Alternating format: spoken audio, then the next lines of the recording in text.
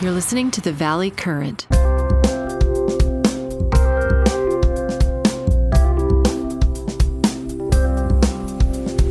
Some good ideas here.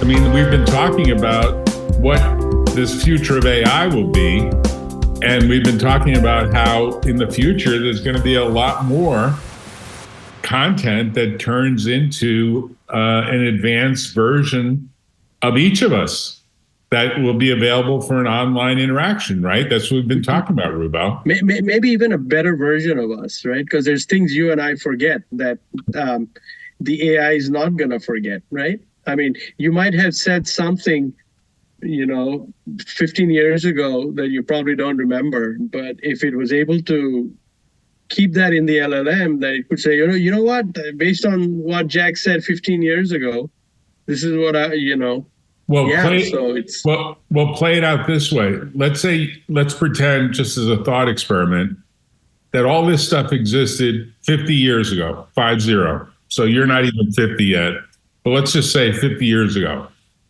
And you have from day one, and I have from day one, had this parallel AI that's been sucking up every email, every thought, everything that gets digitally recorded somewhere. All right.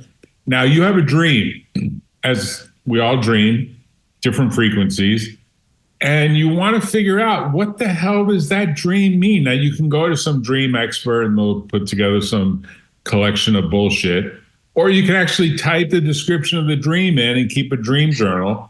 And it might go back and say, when you were 4 years old, you talked about doing whatever you talked about doing. And this connects up in some way that you would never remember. It's your point about not remembering, but it remembers everything. Yeah. And it would help you figure out these patterns, because there are definitely patterns that emerge. Like you're now in the business of dealing with international currencies. Probably many years ago, you became somehow thrilled about the idea of something associated with currency, would be my bet, would be my guess. And to further what you just said, I mean, you used the example. First of all, I am over 50, Jack, so I wish I was not 50 yet. You don't look that way. Oh, thank you. I would never guess. I would think you're barely 40. Oh my God. That makes this podcast just worth it right there. Okay. Right there. So that makes it just worth it. I'm very happy you said that. But to your point of trying to figure out why you dream, you can even use this for mental health issues. Everybody has some mental health, some trauma, something from way in the past or being a kid. Right. Like you said, if you had a parallel little widget that was recording your whole life, you would be able to say, hey, you know what? The reason you're scared of ABC is because this happened to you when you were, 4 years old. So, I mean, it's endless. You might even have pictures that would be stored. Like, for example, recently, there was something that happened to me that created a lot of fear. And I tried to think back to what was the fear? Yeah. What was causing this fear? And I remember when I was like 6 years old, I was climbing a chain link fence. And I actually got hooked under my arm. Like I fell on the top of the fence and my armpit got hooked, and I was hanging from the fence. Blood was gushing out. I was basically hanging by my armpit on a fence. I remembered that. And I thought to myself, this situation that I'm in that's creating all this fear, it's really associated with something that happened many decades ago. Now, I could have forgotten about that, but the AI would have remembered it and would have brought up, of course, my uncle. Exactly. My uncle came out and saved me, and he had a Polaroid camera with him, and he took the picture. Now, where's that picture? No one knows. But if it were digital, it would exist somewhere, right? I mean, if you look at entrepreneurs, right, or people who try and do stuff, and I've wondered always, even for myself, like, why do I do what I do, right? Mm-hmm. Why can't I just sit tight in a cubicle and, work 9 to 5 like everybody else? So there's things that you can trace back to. And I've done my part in trying to trace back to why I prefer this lifestyle as opposed to, having a job and doing something, where you can make good money too. And it's, you see a pattern. I mean, I've seen this across other folks who do things, and you know, you evaluate, when you evaluate, like Jack, when you invest or you evaluate an entrepreneur, yeah, okay, you've got the PowerPoint and you've got all these all great billion-dollar, trillion-dollar market space, but subconsciously, you're actually evaluating this person about a lot of other little bitty things that you can't probably even explain, right? Oh, there's a lot of intangibles that go into a lot of intangibles, and you say, you know what, I just like this kid and I invested in whatever and I think he's going to do well, and you probably couldn't explain to yourself why, but it was some, you know, it was just there are all these things. And you know, back to your point, I mean, I do that about myself too. It's like, how did I end up wanting to do what I do and why do I do it? And it's pretty clear there's certain patterns, I think, in the way you get brought up at a certain age that eventually pans out and takes you down a particular path that is not really tangible. It's very interesting. I think where we're headed is very much in the direction of, there's a class of people like you, like me, like others, who don't take the standard 9 to 5 type of job. And they are interested in challenging themselves. And they basically want to create some new value in some form. And they're okay with failure. In fact, they just failure as learning. It's really just another step of learning of what works, what doesn't work, what's, you know, how to make something work that couldn't work. And over again, they're okay with, okay, if this fails, I'm going to learn something from it. And once I learn something from it, something good is going to happen from that learning. That's just the way it goes. Yeah, and I think it's even more subtle than that to some extent, where I don't think somebody wakes up one morning and says, you know what, that's my profession. I want to be an entrepreneur. Like, I don't know about, I don't see very many people do that, or even me do that. It's something else. And then this lifestyle becomes a means to an end, and it's not the end in itself. For example, I end up doing stuff simply because I need to continuously learn. So I have an addiction towards just learning new things. Like, I have to learn new things. If I feel like I'm not learning new things, then I start to, you know, it sort of turns into some form of anxiety, or to be honest, right? And I start looking for new things to read about or learn about. I probably don't need to, but I still do. So I tell a lot of people, like, I think learning, this is a sort of an addiction. It's, you know, it's more maybe intellectually driven. And then you don't get that if you have a 9 to 5 job, right? You're very fixed. You don't have that ability to be curious. You don't have the ability to learn. And if you're addicted to sort of wanting to be curious so that you get a way to learn new things, that's what puts you here. I mean, it took me a while to figure this out, because, you know, it's nice to say, oh yeah, I love being an entrepreneur. Then I was like, what is that? You know, you don't wake up one morning and say, oh, you know what, I want to be an entrepreneur. Or somebody's like, oh, you know what, I love solving problems. I still think that's not the real reason. You don't just like to solve problems. You like to solve problems because it helps you get something else, right? And I kind of boiled it down to the fact that I need to solve problems so that it's an excuse for me to learn something new. So fundamentally, it's the dopamine that drives you, right? And the dopamine that drives a lot of these folks like us, I think, is the fact that the new information is the dopamine. Yeah, well, it's dopamine, and it's getting this sense of flow that your challenge is pushing you, and the XY axis of challenge versus skill So it's a mindset towards accepting that that challenge is going to be a little bit more than your skis can cover, a little bit Yeah. steeper, and your Yeah. skis are going faster, but you're getting flow out of it. You're learning, you're getting feedback. And that feedback, it's like a poker player, really good poker players. They just get into the zone. Yeah. Yeah. Their mindset is they're learning from every hand. And the really good ones, like Annie Duke, who teaches people how to play poker. She's got a PhD from Wharton. She wrote books about life is all about making bets.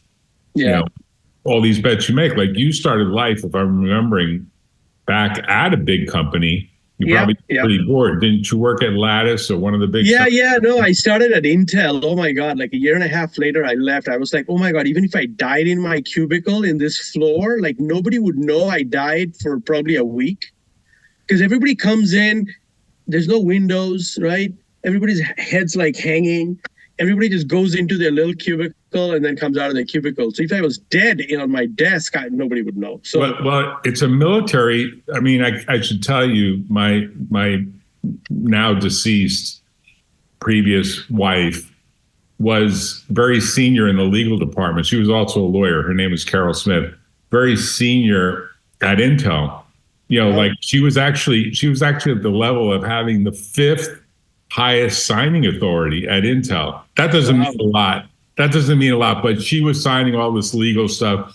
And she used to say, if you're not at your desk by 8:30, they start bitching and moaning like you're not taking us seriously. And she hated that. She hated the get to work in Santa Clara. We lived in Portola Valley. We, drive down Mission, 280. that's where I was, that Mission campus. Yeah. And she would be, at night, she would come home and she would say, just another day of the grind and all the politics. Yeah, I couldn't do it, man. I mean, she would go to some important meetings and hear some really interesting stuff, but she just didn't like the culture, I guess. I think they've changed since then. I don't know. I mean, for me, it was just I didn't know I wanted to start a company and be I was just running away from that. I didn't know where I would run away to. I just was running away from that particular scenario. And then I went to a smaller company, Lattice, you just mentioned. You remember that because that's when I started our first company. Right. And that was smaller. Okay, I lasted 2-3 years. It was the same thing. Oh my God, draw pin diagrams for programmable logic devices. And I was like, what? Is this all I'm going to do? Sit in a desk and draw pin diagrams, And so I just left and started to do something just because I wanted to get out, And, that you were part of that, and that took us to a certain point, and, we didn't do very well in the end.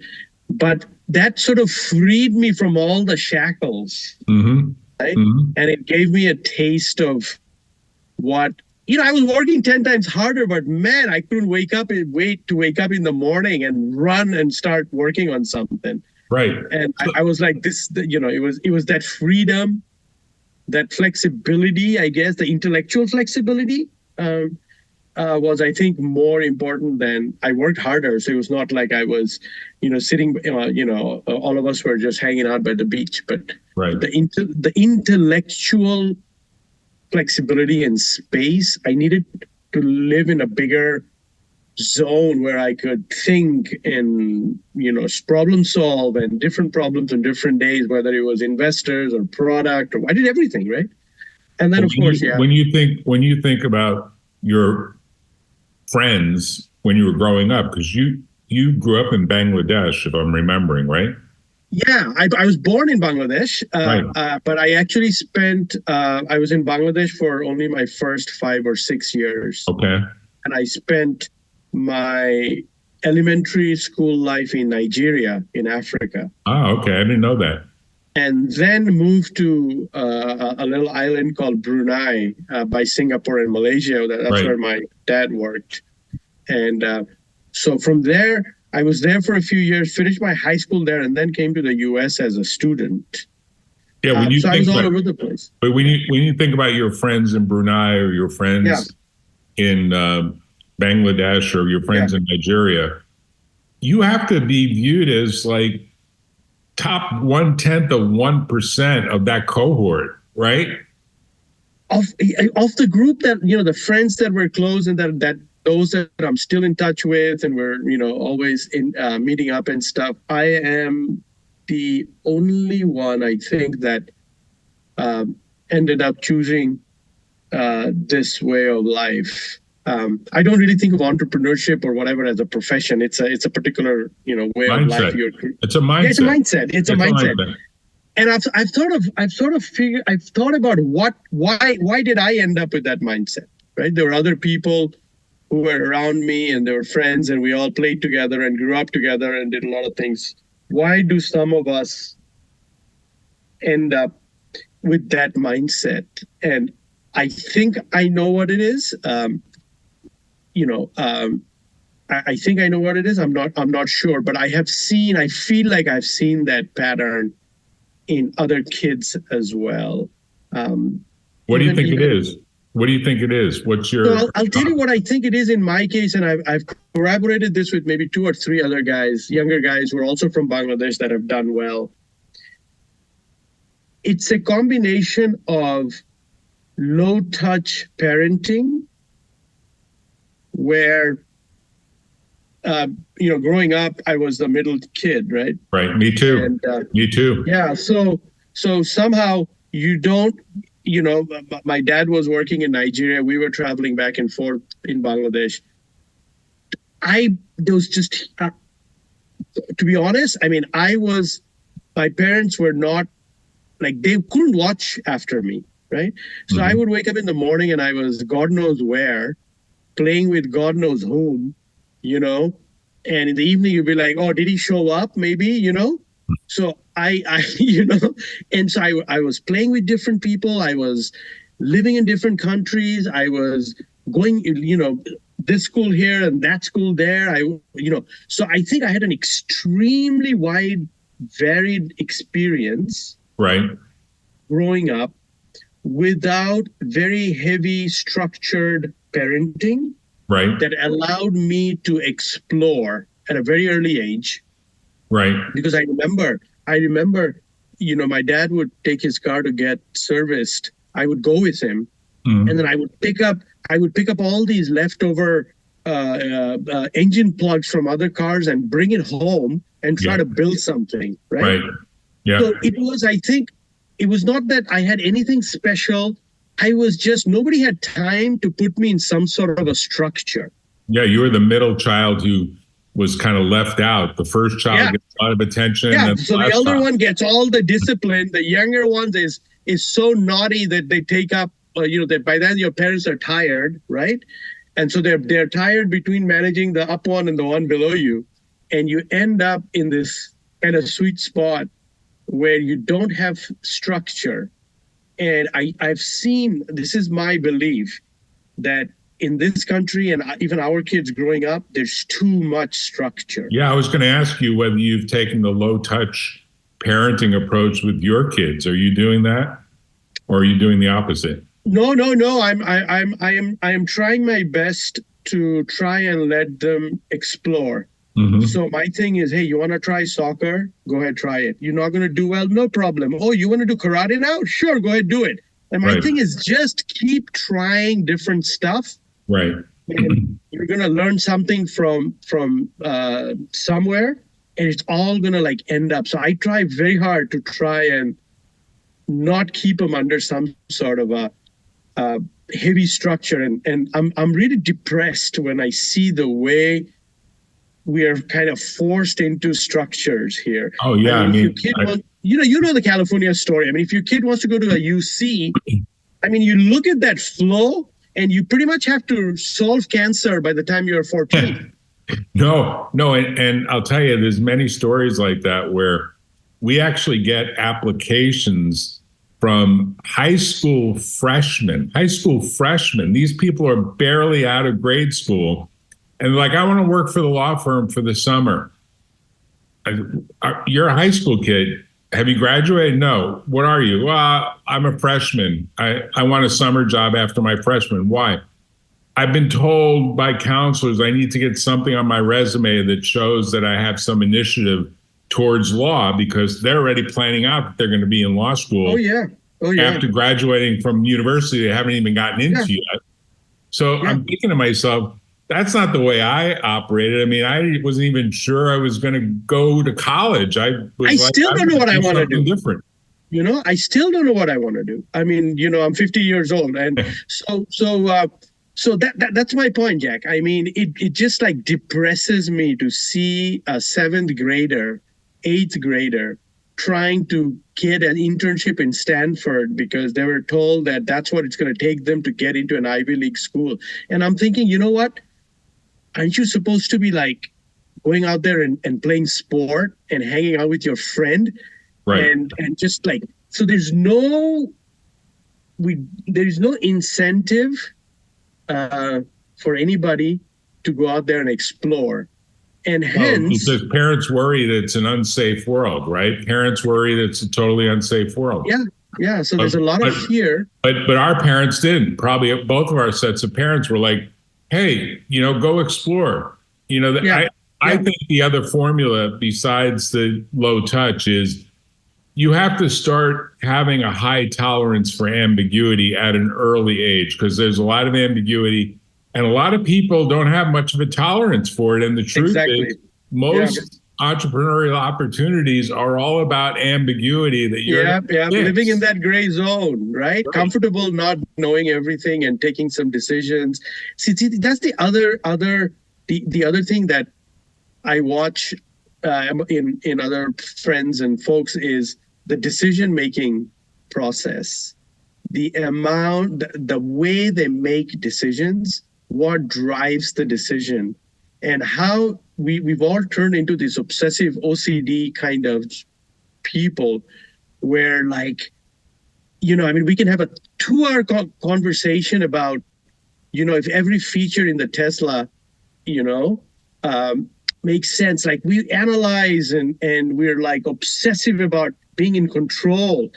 And like you said, I mean, a lot of us can operate, I think, in a zone where we feel like, okay, all we need to do is be within striking distance. Right. Like, we don't want to fall off the edge, but I feel like, all right, here's the edge and here's success, and I'm operating somewhere in between, and I have some sense of certain basic inputs tell me that I'm within striking distance, or at least I'm on the right path, right? Right. And I don't think you go to school for that. I mean, I think this is just stuff you learn growing up by chasing butterflies, in the forest or something. And that experience is gone now. I mean, I would freak out if my kid didn't show up from morning to evening and I can't reach him. Now they have cell phones. I'm like, I need to track you, right? If, there's apps to track them if they don't pick up their phone. You've got an air tag on their bicycle. Yeah. Right? So they kind of, so when you look for kids, I'm sure you do that, Jack. I mean, you look for these sort of edge cases of kids that don't fall in any kind of formula and are not in, have not been going to a counselor from 5th grade trying to get into UCLA, right? Those are the ones that I mean, I'm sure they'll do great in life, but they'll end up working for somebody for a nice salary, right? Well,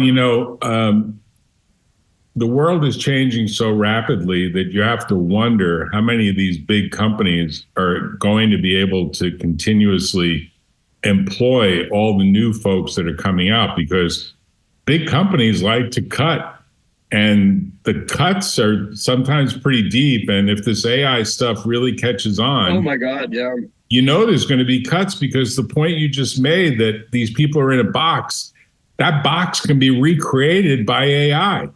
And so if you don't have any creativity and you don't tolerate ambiguity too well, you're probably out of a job eventually. And you have to then go into some more creative role in one form or another. And that, to me, is the real future. If you look at all these kids coming out of college, whether you are a bioinformatics major or a econ major or a sociology major, in the end of the day, every one of them is some sort of an analyst. If you look at entry-level jobs, you're a financial analyst, you're a treasury analyst, you're a data, basically you're crunching data, right? I would venture to say most of these entry-level jobs is either research, which also is another word for crunching data. Right? So now you got this entire college grads that go out and crunch data. Do you really need data crunchers at some point after AI? That's the issue. Right? You don't. And those people may not be able to build the skill sets because they haven't programmed their mindset towards, I'm constantly building a new skill set.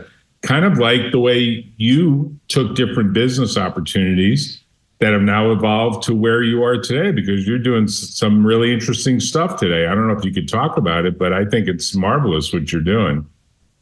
I've been focusing on the Bangladesh market, as you know, for a while. You're giving back. You're giving back to your country of birth.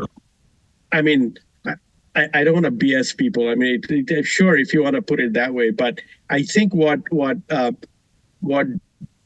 it's funny. I mean, I laugh sometimes.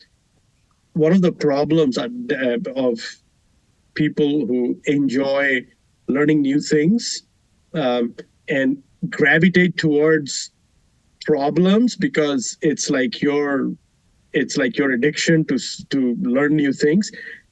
Countries like Bangladesh have a tremendous amount of problems to solve. Right. So it's like being a kid in a toy store. There's just like, okay, so if you're in Silicon Valley, I mean, it's not the price you pay and the effort to solve a brand new problem that is phenomenal, or almost, I would say, that transformational is extremely high, right? Mm-hmm. I mean, you're gonna be there's 20,000 people here trying to solve problems, and so you need a lot of money. And I think in emerging countries like Bangladesh, there's just so much problems to solve. So what drew me there, to be honest, is wow, there's like all this stuff that can be solved that makes a huge difference. Right. So it was like me finding some green pastures of problem solving. That's what drove me to that. And of course, there's an emotional attachment being born there, having family living there, and me and my wife we're all from Bangladesh. Yeah, but that alone enables you to say you're like 1 in 100,000 or maybe 1 in a million in Silicon Valley, connected to the software industry, connected to, in the internet-based software industry, and able to say, I have friends and family in Bangladesh that can help me produce a product or service that will be acceptable there. Like that wouldn't even come on the radar of most people. I mean, it's a very, very, very unique situation, and I thought, okay, why don't I give it a shot? New experience again. So for the last 8 years or so, we've really been focusing on the digital payment infrastructure in the country.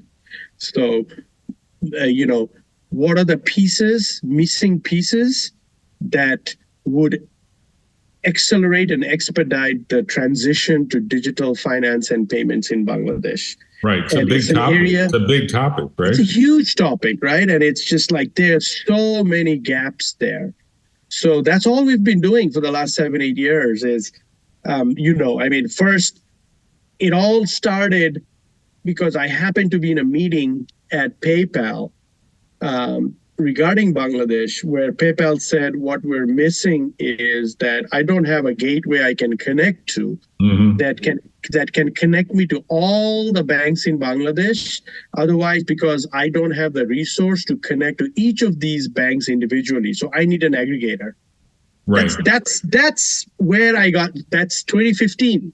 The light bulb went off right there. I mean, I'm working full time too at that point. Somebody drags me to a meeting because I knew about fintech, and they said, "Look, come along." So the whole meeting, it ends up me talking and one of the CXOs in PayPal, like back and forth in that entire meeting. Right. And in the end of the meeting, he said, "Look, can you build this thing?" Right. right? He said, can you build this thing so that we'd like to really push this payment cross-border stuff into Bangladesh? And I said, of course, I said yes. Right. And then I said yes, and then I said, okay, let's go now figure out how to build it. And so that started it, and over time, PayPal, that technology led us to as we started doing that, all we did was follow the problem, right? That led me to a bigger problem, that led me to a bigger problem. By then, the team had come up to speed. We didn't take a single dime from anybody. Because it started generating revenue the day PayPal started, so on and on and on. And we just organically build an organization now that looks at fintech infrastructure gaps in the country, and we go build it with our own money, with our own team. That's it, with our own money, own team. Yeah, I know. So you didn't need VCs, you didn't need angels, you didn't need nothing. Private friends, family. Just us who were involved in the company was enough. Because the beauty of the cloud today is if you have stuff running in the cloud, you don't need to buy $1 million of hardware and stuff. Right. APIs and a cloud infrastructure and some really good programmers, you can practically build anything. Right. So it's a huge advantage to when you can seize an opportunity with a team without being distracted by the fundraising process that can basically kill the startup. I mean, Bangladesh has what, like 200 million people? It's not 170 million plus people. Yeah. So like the US has 330, 340. You're like half the size.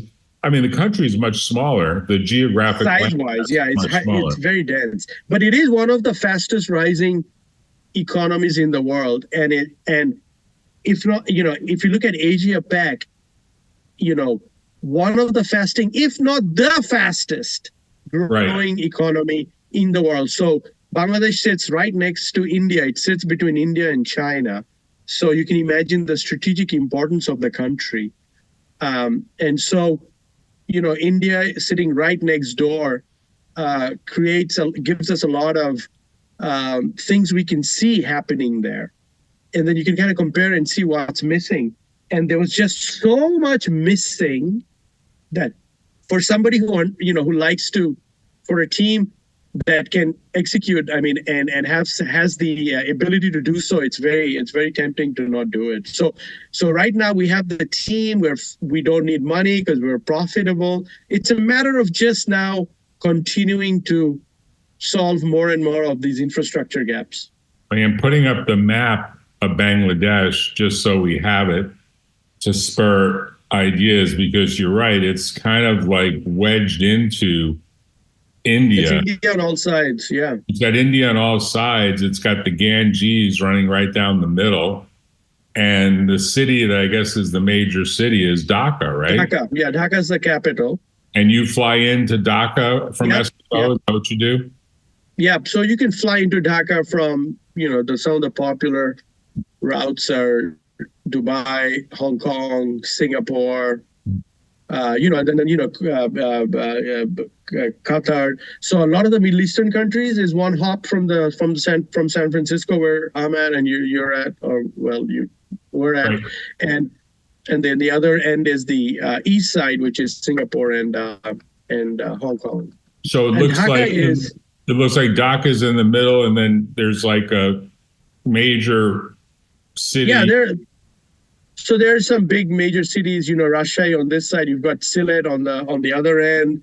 Right. You've got the Sundarbans, which is the largest mangrove forest in the world. You have Cox's Bazar, which is one of the world's, I think, one of the largest beaches. Mm-hmm. So there's a lot going on. But interestingly, Jack, there's a couple of things that I think people don't know about Bangladesh. One is it has the second largest freelancing community after India. Oh, is that right? Yes, wow. Right.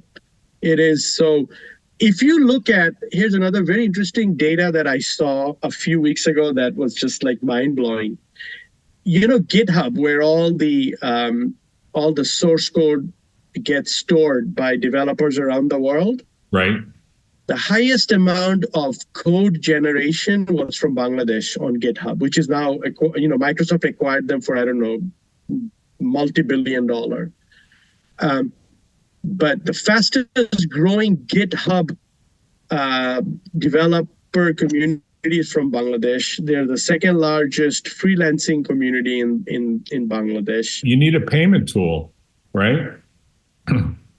Yeah, and that's what we're working on, right? I mean, that's what we have been working on. So there's all these foreign platforms like PayPal and Skrill and all Payoneer and on that all use our technology either on the ID verification side or the payment side that allows a Bangladeshi youngster who's earning something online or making a living online to be part of the world's payment community, right? Because if you look at it today, what's interesting is if you look at the online space of freelancers and other folks that work online to make money, right? The largest share comes from South Asia, India, Pakistan, Bangladesh, right? But look at who the payment platforms are. PayPal, American, right? So you have these Western platforms, but you have all the workers that are sitting in South Asia. And so there's a big mismatch there because these kids can't participate in these platforms because of KYC and other compliance issues, right? So you need we're trying to bridge this gap from the cross-border side. And then, of course, we're doing a bunch of stuff locally as well. The other thing, there are at least 3 or 4 companies that are publicly unicorns in Bangladesh. Oh, really? Who are they? So one is so you've got 2 major mobile financial services company. They're basically digital wallets. One is bKash, the other is Nogod, right? These have 50, 60, 70, 80 million account holders. Yeah. Yeah. And then the third one is ShopUp. This is Bangladesh's largest B2B platform where all these little mom and pop stores do their procurement through this platform. So these 3, for example, are already over $1 billion in valuation from Bangladesh. These are Bangladeshi entrepreneurs, right? So ShopUp, for example, is a Bangladesh huge Sequoia investment in ShopUp. Bangladesh has a stock market too, right? Yep. And people invest. I mean, is it like I'll tell you. So I've spent some time looking at that because we have a portfolio company that you're an investor in as well that's looking to go public here soon. Right. The retail space is small, right? The bigger chunk of it is institutional money. So you have to think of Bangladesh stock market for you guys here in Silicon Valley as really a micro. It's really micro cap. Right. This is not large cap, small cap. It's somewhere in the vicinity of large cap. So you do have billion-dollar companies on the Bangladesh stock market, but those are not IT companies, right? Those are like pharmaceutical exports and garments exports, etc. Right? Still very manufacturing based. In the world of IT, there are 4 or 5 companies that are public that trade maybe 15, 20 times their value. So the PE is actually very, very high. But they're still small in terms of market cap. So I would say the liquidity is limited. A lot of the liquidity comes from institutional investors. The retail side still has room to grow. So you have to think of those as micro cap. In my mind, I think of that as like micro cap stocks. But it's very attractive because you could have $1 million of earnings and be valued at 15, 20 million because it's a 15, 20x PE on the stock market, which, you wouldn't get from a private investor. I mean, do you see Bangladesh people as generally moving towards the middle class? Like, how do you see it? Humongous growth in middle class. Because, they have consistently been growing at 6, 7, 8% GDP, right? Mm-hmm. So I forget the exact numbers, but Bangladesh moves like 10, 12, 15 spots up the largest economies of the world by 2030. So I would say the middle class is growing extremely fast. The per capita income is growing very fast. The problem, like, as I think where you're going with this, the problem is on the supply side, right? So, there were rich people who could go to an English medium school. Today, the middle class also wants to send their kids to an English medium school, but there are not enough English medium schools.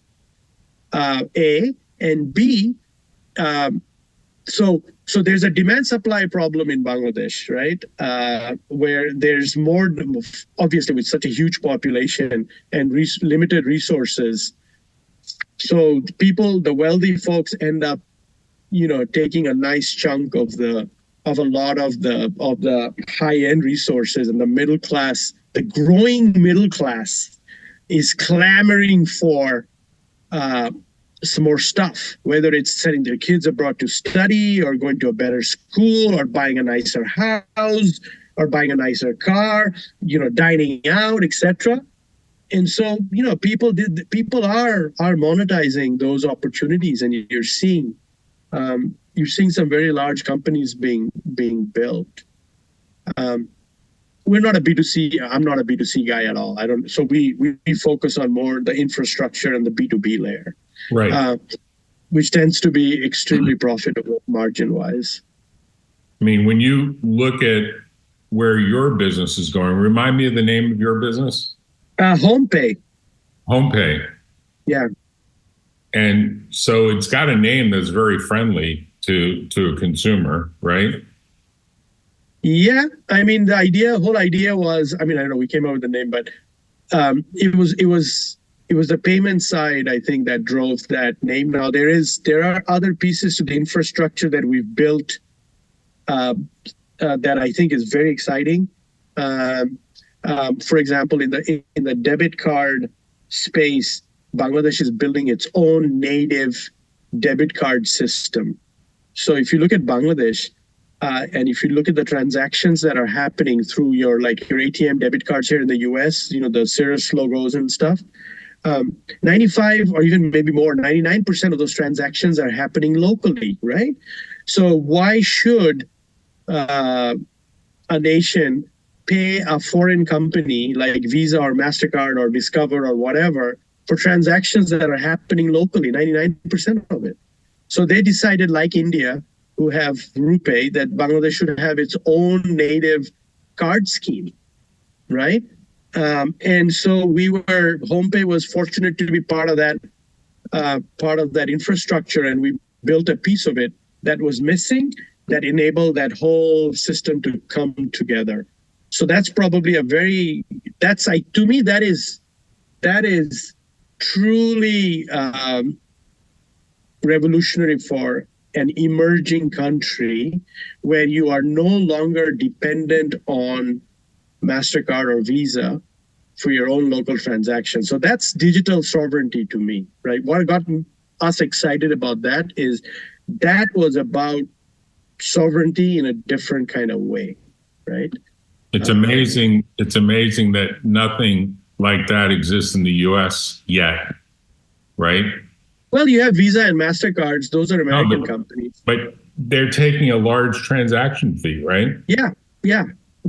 I mean, they've gotten to a point where I think you can't yank them out anymore. I mean, you have these little folks showing up, like, who are getting into some of but your cards are pretty much Visa and MasterCard.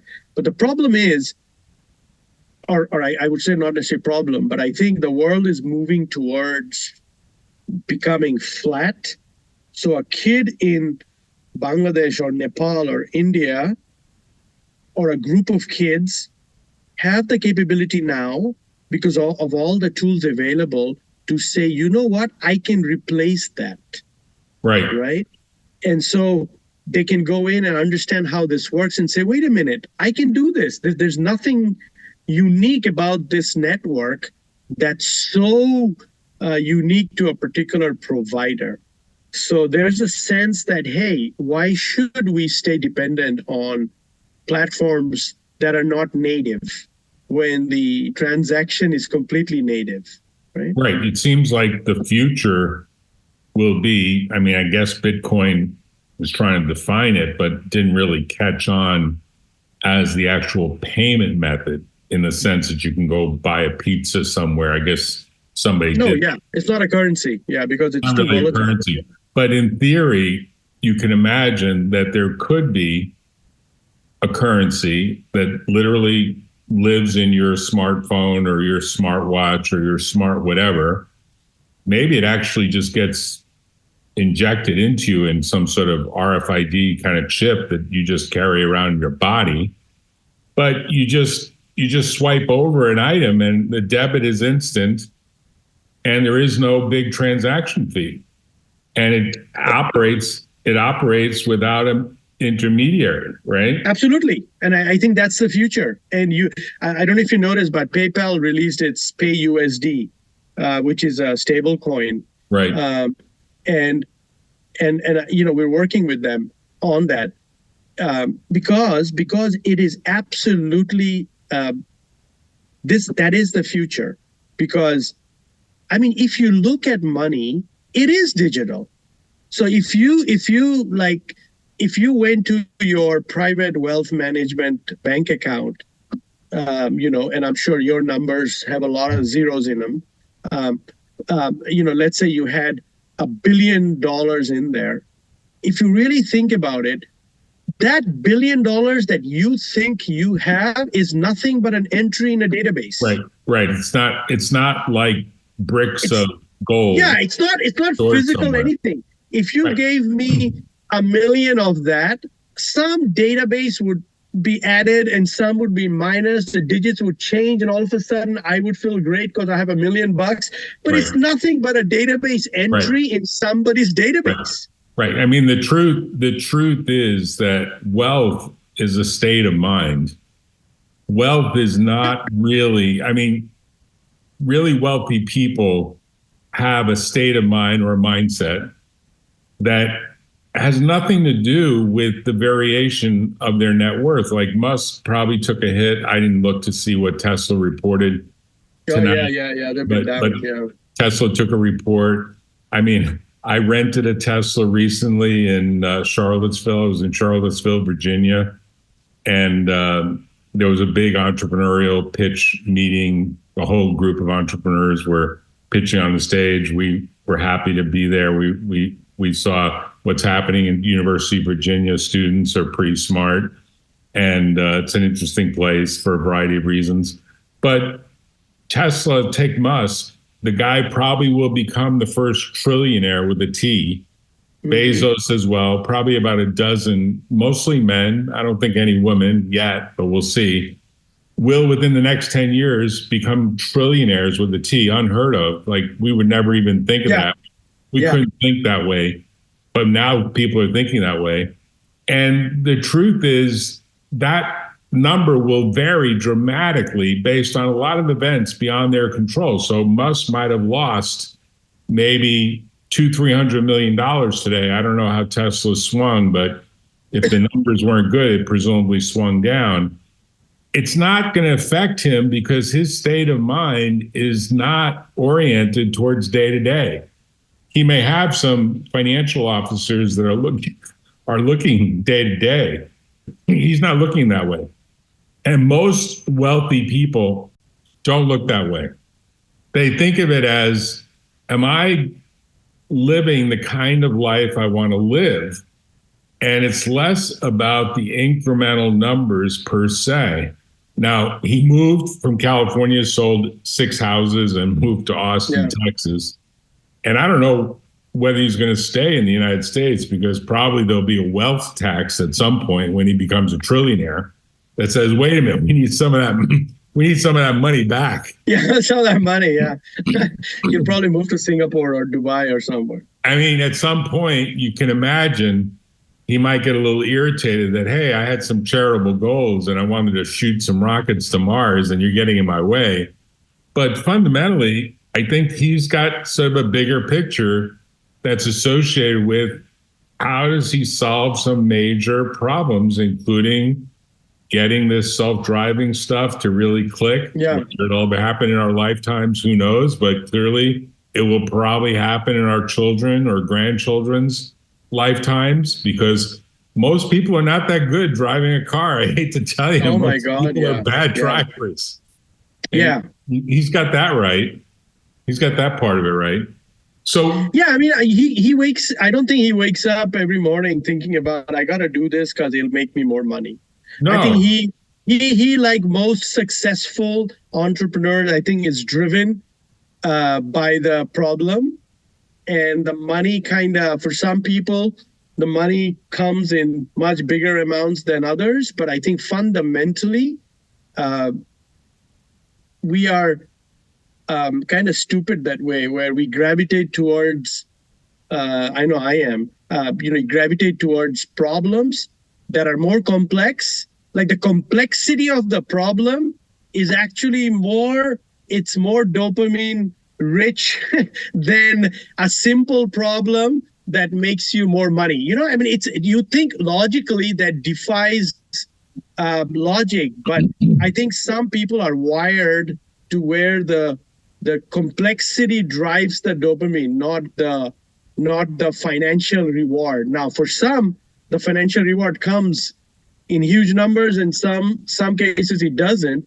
But I think we're ultimately, most entrepreneurs, I think when I say most, I mean the ones that truly are driven by problem, like trying to solve a problem, are driven by the complexity. And so Musk probably doesn't even know how much he's worth. He's worried about whether that battery, what can I do to that particular, part of the car to, that's what he thinks when he wakes up in the morning, because that's more exciting to him.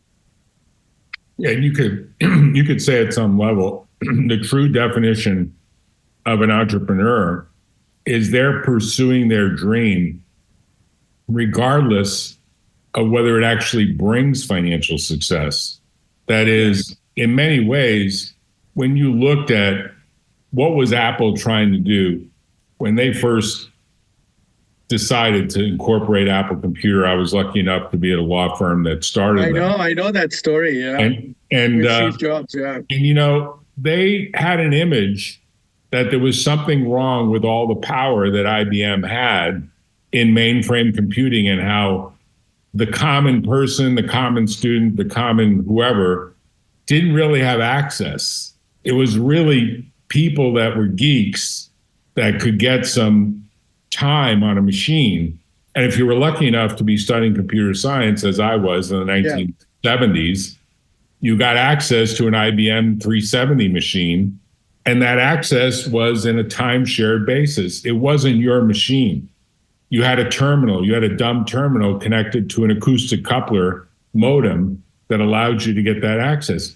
The idea of having a computer on your desktop that you controlled and that you could get access to 7x24 whenever you wanted without asking for permission, that's like getting the keys to the car. That's like freedom. That's autonomy. That's the ability to amplify yourself. That was the big vision. The vision was we are creating the democratization of computing in the world. That was a big picture statement. I think money was really, maybe it was more important to Jobs than Wozniak, but fundamentally, it wasn't the main. That's not what drove it. Yeah. It wasn't what drove it. And so when you look at your because business, I think if you're fundamentally sitting in an Excel spreadsheet and calculating money, like, hey, what's my income and how much can I make? You'll end up at a very high-paying job, because if that's what's really what you think about when you wake up in the morning, then you'll end up looking for a high-paying job. Right. I don't think entrepreneurs are stupid in that way, because I think that the dopamine, the source of dopamine is the intellectual curiosity that we might have had once when we were kids, trying to maybe figure out, we had the curiosity. I mean, that's the word. I mean, that's the one thing that I see I see missing everywhere nowadays is curiosity. Kids not curious, kids not interested to know why or how it happened, why it happened. So like if you don't have the curiosity, that's it. I think that's a no-go. Right. So when you look at Homepay and you look at the challenges that you see in Bangladesh, do you have like a mega roadmap? I don't expect you to tell me what the content is, but do you lay out like a 5 or 10 year roadmap for the company, or okay. what do you do? So I don't, Jack, and I don't. I don't even have a forecast, to be honest. Okay. I don't have a forecast. I have tried unsuccessfully to build a PowerPoint presentation of where we will be in 5 years because I don't know. So I'm not visionary enough to figure out what will happen in that market, in that area in 5 years. So all I try and do is to follow the problem. That's it. So our theory has been just, spend 80% of your time understanding the problem. And I'm really like OCD about that. I mean, me, my team, I will ask 7,000 questions till they're tired and they'll want to hang up on me. Right. And because I'm like, no, there's something else here. Why? No, there's something else. Like I have to get to a point where I'm like, it's clear to me. Like, I mean, and that's, I guess, the mental health issue that I have, which is the problem has to be super, super, super clear to me. And I have to know why nobody solved it. What is the problem? Why nobody solved it? Right. And maybe that's been our approach from day one. I have not tried to build a forecast. I have not tried. I've tried and failed to build a nice, Guy Kawasaki has his 10, 20, 30 formula. I have failed to do that. I just, I have a general idea of the space and I have the general edges. I know the edges of where the growth's happening. I'm just following it. And I'm trying to find gaps. And if I find the gaps, I'm trying to figure out why that gap existed, why nobody solved it. If I solve the gap, what would that benefit to the company and the country, et cetera? And that's how we pick the pieces we want to go after. Yeah, it's like you're looking at the various sweet spots and saying, well, why does that sweet spot still exist? Right? Like, are we just the smartest people in the world, or am I stupid and I'm not? No, it might be you're in the right place at the right time. I mean, you look at these inventions that happen. I mean, obviously the problem of locomotion of a car has existed for hundreds of years, steam powered, gas powered. There even was an electric car in the 1800s, but the batteries didn't last. The problem was the batteries. And that's what Tesla arguably has perfected, or at least been a pioneer in perfecting. And that was the problem that will continue to basically be the problem they should follow. It's not the four wheels and the tires and the car. Exactly. It's the batteries. It's the batteries and the charging system. That's what it's all about. And that's what Elon Musk does, right? He goes in and he just like totally zooms into the piece that is the problem. Right. So when we did this whole debit card network, 80% of it existed. Right. So, we said, okay, does this exist? Yeah, that exists. Yeah, that exists. Yeah, this exists. Yeah, then why didn't it happen? Oh, this piece doesn't exist. Right. Right? Right. So 80% existed. There's 20% that didn't. So instead of spending time on 100%, all we did is we created the 20% and hooked the rest of the 80% to it. Right. Right. Right. And voila, you had a solution that could do what a foreign payment platform could do. And so, Steve Jobs said this in his Stanford commencement. I saw that a few times. He said, when you look back, you can always connect the dots. Right. Right? When you look forward, you cannot connect the dots. All you can do is stay in the journey. So that's the way we look at it. We're staying on the journey. We're gonna pick it up as we go along. We'll fly very close to the ground, and we'll figure out what exists, what doesn't exist, and we'll patch these things along as we go with no 5-10 year vision. Well, the beauty is, because we didn't take anybody's money.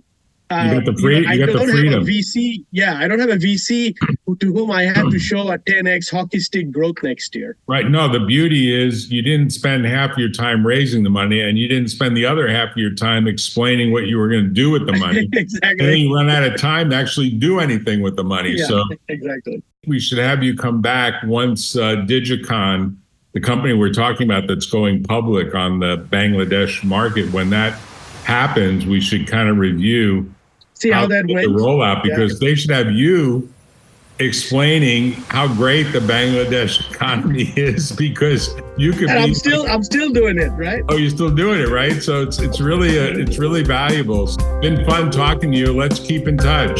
Yeah, you too, Jack. Thank you for the invite. Good luck with Homepay. It sounds like you're off to the races. It's a good thing. Well, we'll see. It's a journey. We got no destination. It's just a journey. All right. Talk to you later. All right. Thanks. Bye.